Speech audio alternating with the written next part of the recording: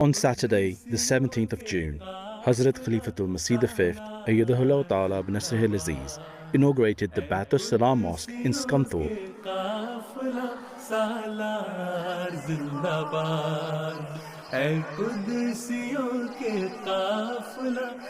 Huzoor travelled from Islamabad in Tilford to Scunthorpe in North Lincolnshire. Upon arrival, Huzoor unveiled a commemorative plaque and led the Jamaat members in a silent prayer. इस अरमगान ज़ीस्त का अरमा तुम्हें अहले वफा के प्यार का सामा तुम्ही तो हो इस अरमगान ज़ीस्त का अरमा तुम्ही तो हो अहले वफा के प्यार का Huzoor inspected the building and planted an olive tree. Huzoor then led the Zuhr and Asr prayers.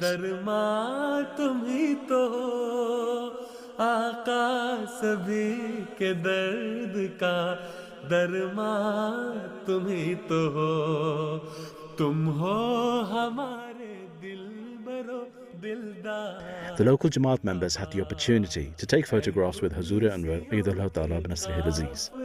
Huzoor also granted an audience to dignitaries attending the mosque inauguration event. Shortly afterwards, a special reception was held at the mosque premises, attended by over 60 guests and dignitaries. The program began with tilawat, after which dignitaries welcomed Huzoor and expressed their sentiments about the mosque inauguration. The regional Amir also spoke of the history of the mosque and challenges that were faced in building it. This beautiful mosque that you see has a history spanning back more than 20 years. In 2002, the community applied to council for permission to buy a bungalow to offer our prayers in that bungalow. After more than a decade, the bungalow became unfit for purpose, and we went back to council for permission for a purpose-built mosque on the site of the original bungalow. Then the day came for councillors to make a decision. I still recall the sight of some Scunthorpe locals rioting outside the bungalow and outside the meeting hall at the time of council meeting. Again, on the day, the councillors ignored political interests and put aside their own personal views and indeed went against peer and public pressure to grant the permission for Scunthorpe's first ever built mosque. I say welcome Your Holiness to Scunthorpe. I hope that you will find it as wonderful as I find it. I visited the mosque here before. It was a wonderful day, a sunny day as it is today. And I said that day that I felt very much that I was among friends, and I feel that here today. I want to say a huge welcome to everybody who's here. I know many people have come from out of the area. It's a wonderful day to be with you all here today. It's a privilege to be here. I'm very grateful to be here and to have had the opportunity to speak to His Holiness. It's a great occasion that brings our communities together. We heard earlier about the challenges that you faced when seeking planning permission in those early days, and I think it's a tribute to all parts of the community that we've managed to come together and put aside to a great extent the differences, and occasions like this are absolutely important in doing that.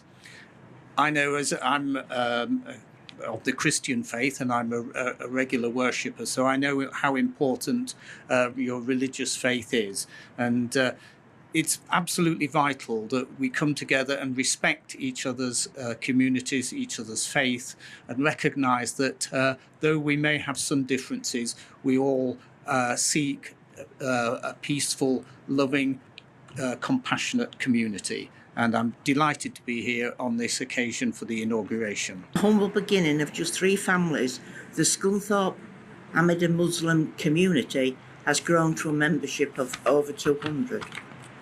I am honoured to meet His Holiness and look forward to meeting all the members of the community attending here today.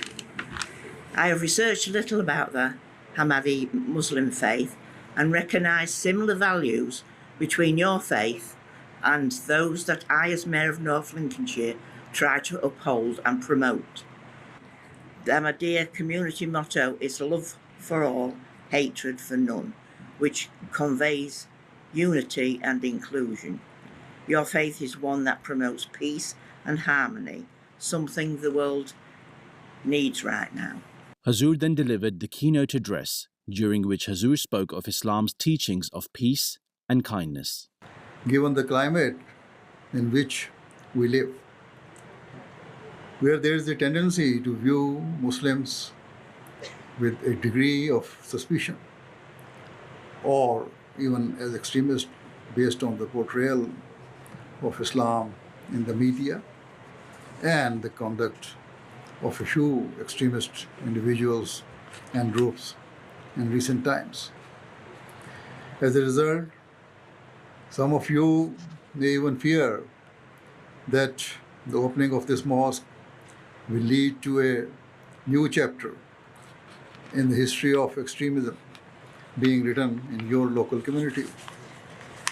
In this regard, rest assured that nothing could be further from the truth. Islam's teachings are diametrically opposed to all forms of extremism or terrorism. Islam rejects all forms of violence and teaches peace and harmony and desire for the people of all beliefs and religions to live amicably together with the spirit of mutual tolerance and compassion. It calls for members of society to unite as human beings, irrespective of their differences, in a common cause of establishing peace and security for all mankind. In terms of the objectives of mosques, on one occasion, the founder of the Ahmadiyya Muslim community, peace be upon him, stated that if a person wishes to raise awareness of Islam in any town or place, they should build a mosque in that area. By this, he meant that if a mosque is built, non-Muslims will naturally come to observe Islam's teachings and see how it promotes the spirit of love, peace, and brotherhood amongst all people. They will see with their own eyes that where Muslims are duty-bound to fulfill the rights of Allah, the Almighty, the teachings of Islam also require them to fulfill the rights of humanity and to seek the very best of all people, irrespective of their faith and beliefs. Wherever Muslims build mosques, they are built to emulate and spiritually mirror the true objectives of the first house of God, the Holy Kaaba in Mecca, which is the most sacred and holy place in Islam. Indeed, it is in the direction of the Holy Kaaba that every Muslim turns towards whilst offering their prayer.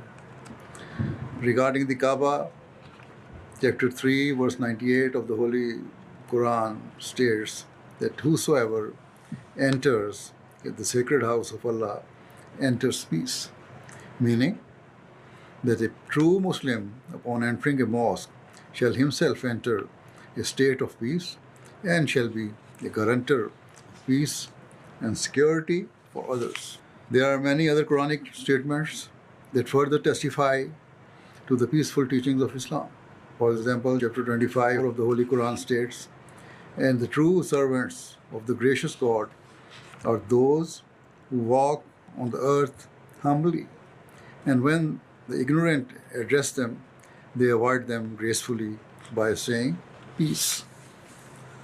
In this verse, Muslims are commanded to remain humble and patient when subject to harassment and to avoid conflict or disputes.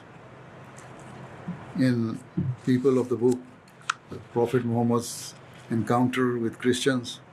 The American academic Dr. Craig Considine, who has researched early Islamic history, very diligently states Muhammad and the believers of the early Ummah and the Muslim community created a nation founded upon allyship, civility, cross-cultural interactions, freedom of conscience, freedom of religion, freedom of speech, inter-religious dialogue, mutual dependency, and religious pluralism.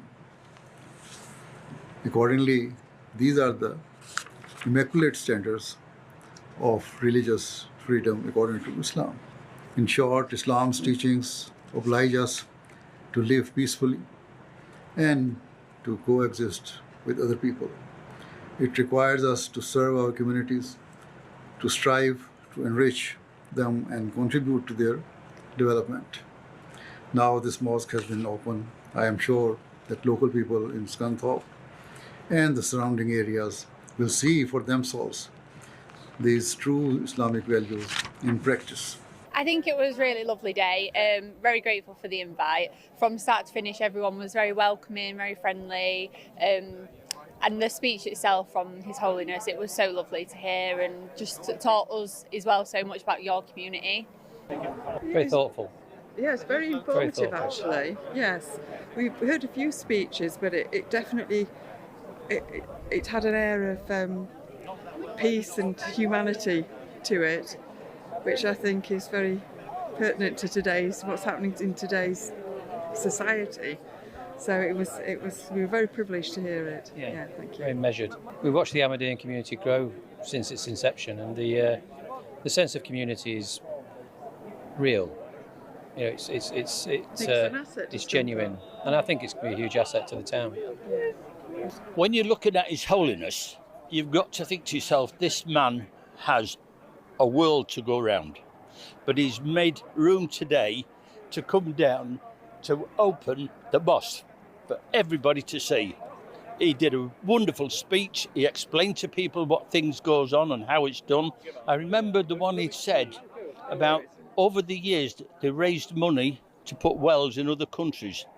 That's a wonderful gift to give to other countries. The message was very clear.